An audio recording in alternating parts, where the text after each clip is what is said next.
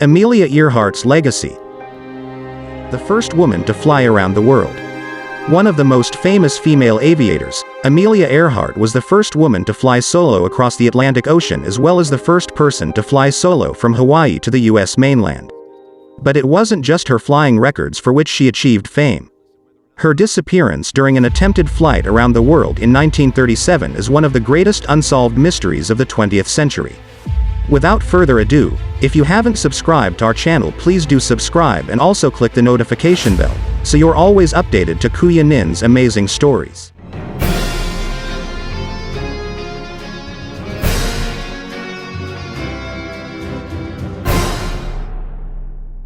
She was born Amelia Mary Earhart on July 24, 1897 in Atchison, Kansas, the daughter of a railroad lawyer and an heiress. Even at a young age, Earhart's interests lay in traditionally male-dominated fields, including basketball and auto repair. Due to her father's alcoholism, the family experienced financial difficulties after the death of Earhart's grandparents.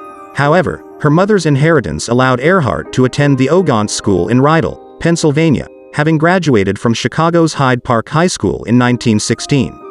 Her education was cut short in 1918 when she left college to become a Red Cross nurse's aide in Toronto during the First World War.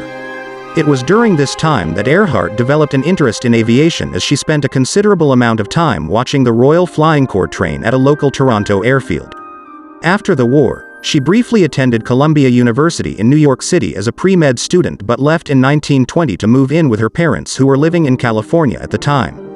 She took her first ever airplane ride in December of that year and began taking flying lessons in 1921 with female flight instructor Netta Snook, working as a file clerk for the Los Angeles Telephone Company to pay for the lessons.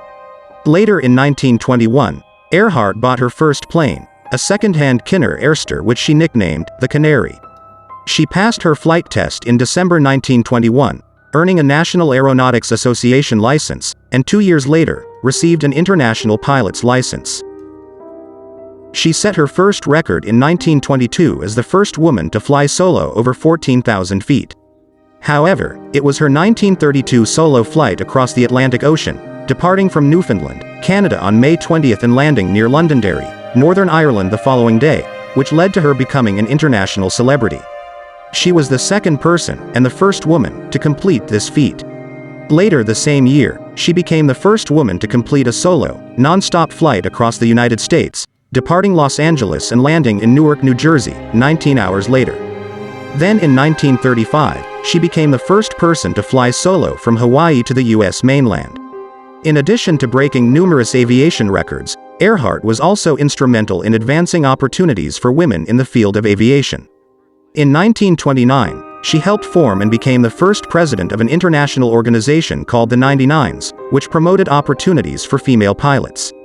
In 1933, she came out with a functional clothing line designed for active women. On June 1, 1937, Earhart, accompanied by her navigator, Fred Noonan, departed from Oakland, California, on what would have been a trip around the world. They flew 22,000 miles, making several stops along the way to refuel, before landing in Lae, New Guinea, on June 29. They had 7,000 miles left to complete their 29,000-mile journey. On July 2, they departed Lae, headed towards their next refueling stop on Howland Island. But they never made it there. Earhart was in contact with the U.S. Coast Guard cutter, Itasca, during the journey and radioed that they were running out of fuel. In her last radio transmission, which occurred about an hour later, she stated that they were running north and south. Earhart and Noonan were never heard from again. After an extensive 2-week search, the two were officially declared lost at sea on July 19, 1937.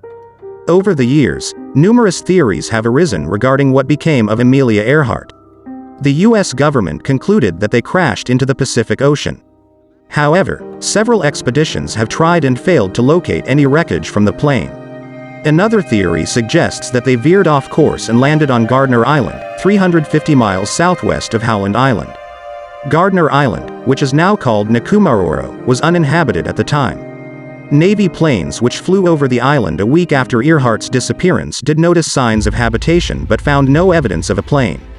If this theory is correct, then it is likely that Earhart and Noonan lived for some time as castaways on the island. Several expeditions launched since 1988 have uncovered artifacts supporting this theory. Not to be outdone, conspiracy theorists came up with a few ideas, including one that claimed Earhart and Noonan were captured by the Japanese and another alleging that they were spies for the Roosevelt administration and returned to the US with new identities. There is, however, no evidence supporting either claim. That's all for today. See you on our next videos.